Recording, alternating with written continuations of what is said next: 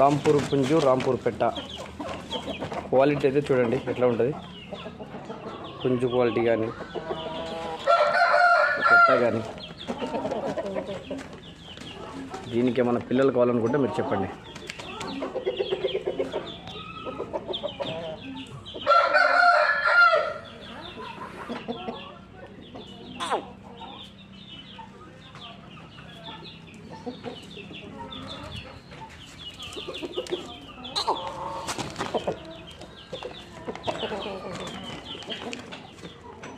ఇంకోటి వచ్చేసి మీకు పక్కల ఇంకోటి కూడా ఉంటుంది, గ్రేటర్ ఇంకోటి పెట్టమారి.